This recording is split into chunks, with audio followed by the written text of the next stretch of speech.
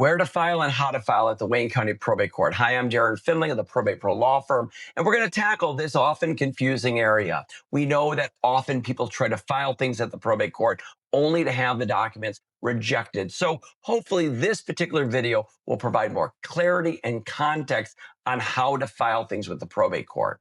First, we should mention that the probate court has a website, WCPC.us, that provides all of this information and the form that you're seeing here on the screen that identifies in which area of the court you file each particular item. Let's cover some real basic information first about the probate court itself.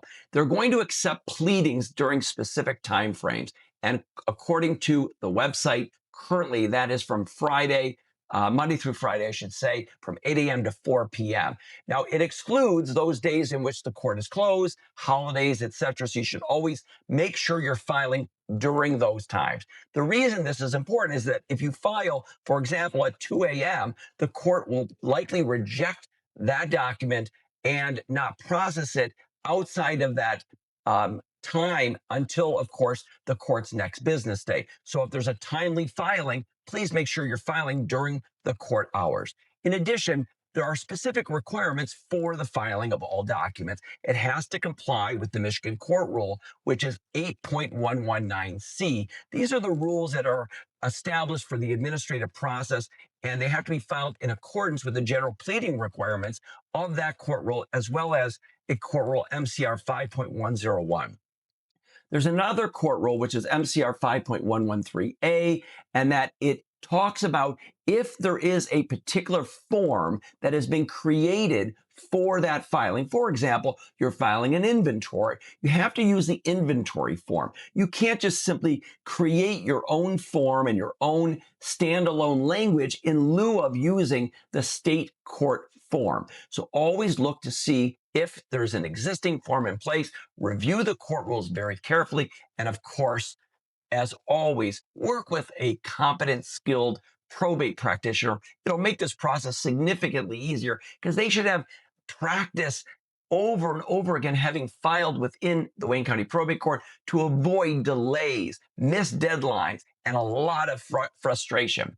In addition, every document that has been filed with the probate court must be signed. So there's a signature requirement as part of the filing. And often the rejection that occurs by the probate court is simply because the document was failed to be signed in accordance with MCR 1.109E. And again, I'm referring to MCR, which is the Michigan Court Rule. And these rules are readily available through, of course, the Michigan Court Rules, which can be found online. So, of course, there are documents that require the signature of the petitioner or the filer. And there also could be documents that require the signature of the lawyer. And some of the times you're filing without a lawyer. So make sure you're signing in the right spot and under the right circumstances. And there are specific documents that always must be signed by the filer. The attorney can't sign on behalf of the filer. So make sure you're carefully reviewing those documents. In addition, everything has to be legible. So sometimes in those forms or fill in the blank information, and the information that's referenced, that is filled in, is just sloppy. It's unintelligible.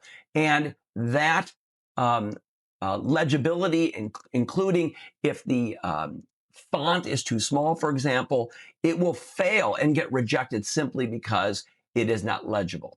In addition, English is the language under the court rule, MCR 1.109D1. And so those people in which English is not their primary language, please work with somebody to make sure that it is an intelligible English so that the document doesn't get rejected because simply you used a foreign language. In addition, the interested parties have to be identified on a lot of these documents. Of course, we want you to review how you serve these documents as it relates to the proof of service that often needs to be filed. And then, of course, a filing fee will also need to be filed. So some people will file these documents and then fail to pay the filing fee, and the document will just simply not get accepted and processed. In addition, a lot of these documents require that there be a personal identifying information form, which is a particular scale form that is an addendum in addition to the documents that are being filed. One of the great reasons these documents get rejected is simply that you're not filing all the necessary documents for the particular purpose. So please make sure that you understand all of the documents that are a part of the filing. And again, working with a skilled, competent probate practitioner can avoid that issue. And then, of course, there's a cover page requirement. Wayne County Probate Court has a petitioner filing cover sheet, which is a WCPC 99 form. I've done a separate video, which you can review, on how to complete that cover sheet. It's really important that that cover sheet be included because it'll just simply get kicked. In addition, please know that contacting a judge directly or trying to write a letter to a judge or asking a judge directly to intervene is considered an ex parte. That means a directionally singular communication to a judge without filing the court rules is impermissible, and those generally will get rejected also. So again, following the court rules, following EPIC, which is the Estates and Protected Individual Code, and filing correctly will go a long way. In addition, you can mail the documents to the probate court at 1305 Coleman A. Young Municipal Center, 2 Woodward Avenue in Detroit, Michigan.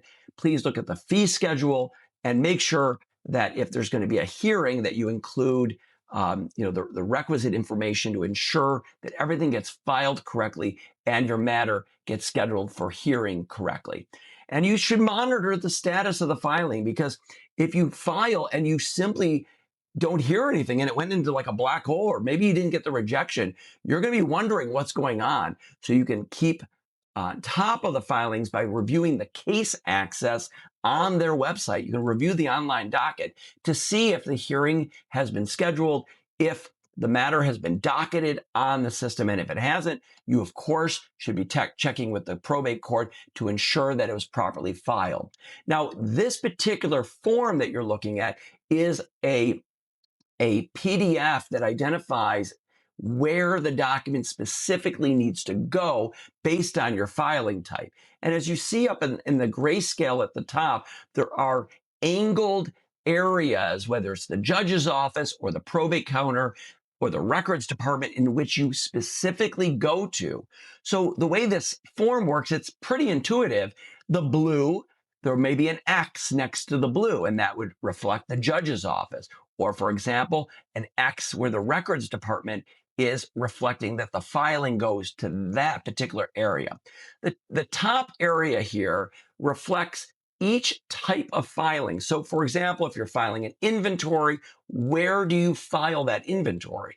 Or, for example, if you're looking for a copy of a record of a document that had been filed, how you do that. So essentially, you identify the document by reviewing the listed item, and then look at the color coding and follow the color coding up to the top.